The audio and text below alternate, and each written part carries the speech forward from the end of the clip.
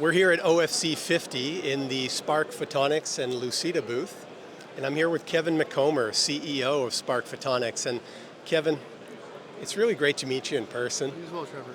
We've had a number of conversations going over LinkedIn over the last, seems like half a year.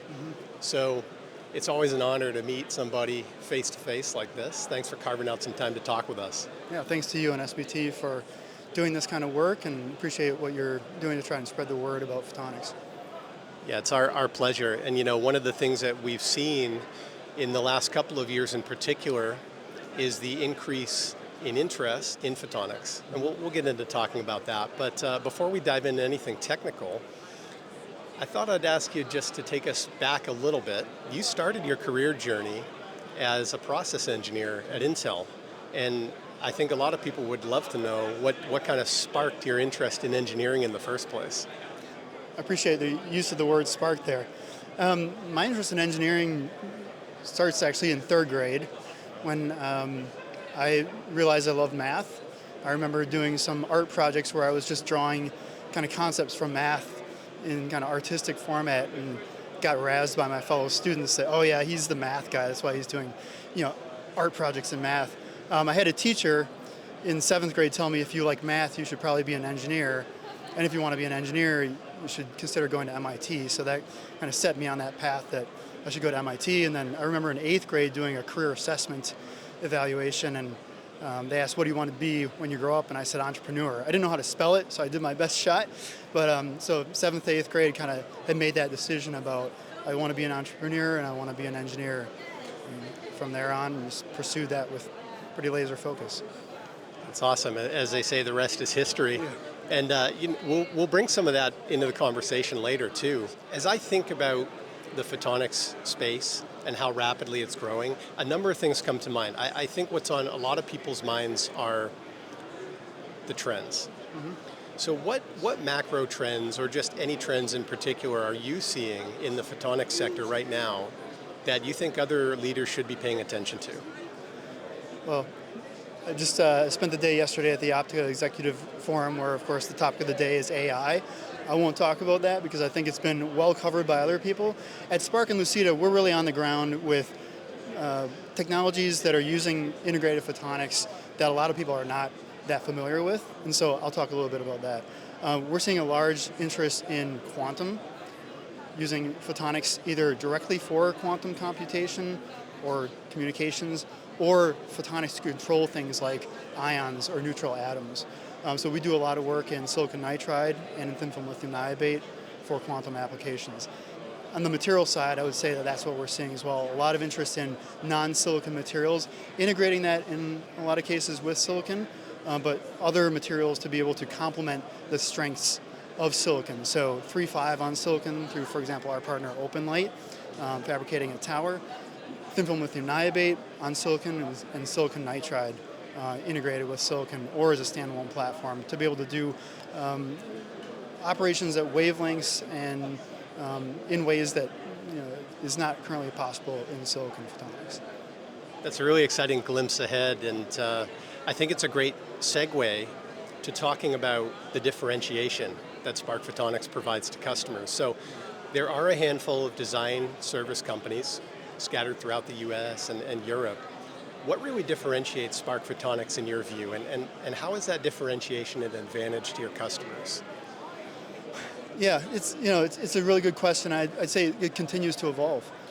We started Spark in 2019 as a response in large part to the Department of Defense and the DoD primes saying we would like a domestic integrated photonics design services company to be able to do a lot of what was being done in other countries at the time. So my co-founder Al and I started Spark in response in large part to that interest. We are all US citizens, so we do a lot of defense work, and we also work with commercial entities. Being onshore in the US and having experience across a lot of different materials, as I just mentioned, as a lot of different foundries, being foundry agnostic, being able to work with foundries worldwide, and then serving our customers by really trying to find the right rest of the supply chain, the packaging firms, the testing partners, the measurement. So we believe that when our customers succeed, that's how we succeed.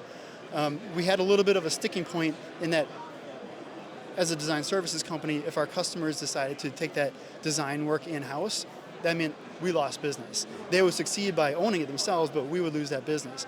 We then partnered with Lucida to be able to offer an end-to-end solution. So now we can get a customer started with their design.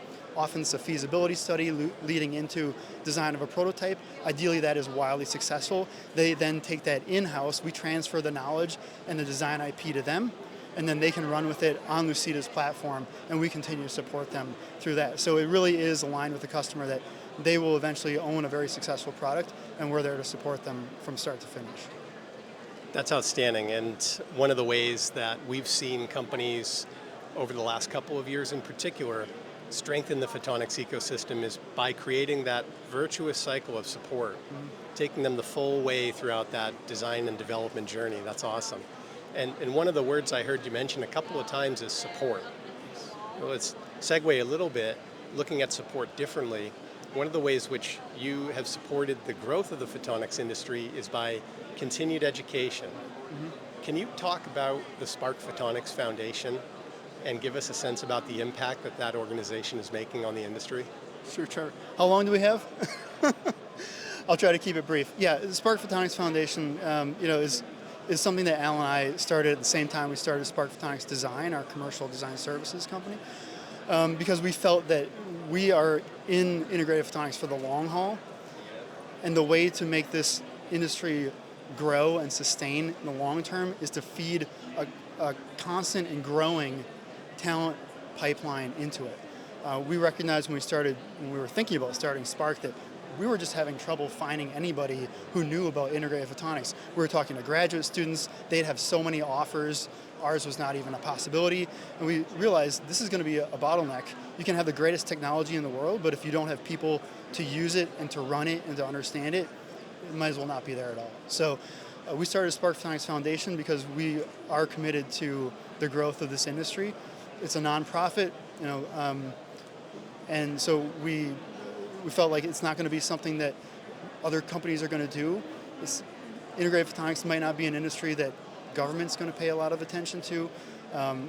We talked to some folks in academia. It felt like it just needed to happen by somebody who had the need and was seeing that need long term. And we felt it's not going to be done by anyone but us. So it's kind of our obligation to start Spark Photonics Foundation. It's very meaningful to us. It's something that we're proud of and that we want to continue to see grow for the sake of the industry. It's an incredible and meaningful initiative. How many states has Spark Photonics Foundation reached now? We started in Massachusetts in 2020 by developing the program based on some existing programming that had been running in electronics.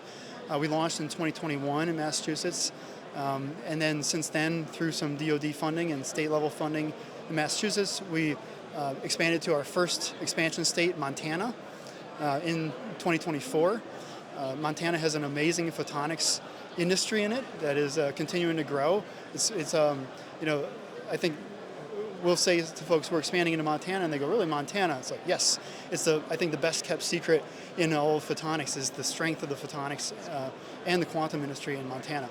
Montana, then came New York, Pennsylvania, Ohio, and Arizona, and we have a number of other states in the works as well.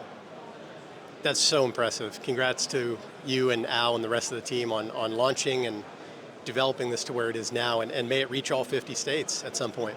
You discussed bringing the issue with talent full circle, starting with developing that next generation and then fostering their knowledge and growth, and then hopefully bringing them to your team one day.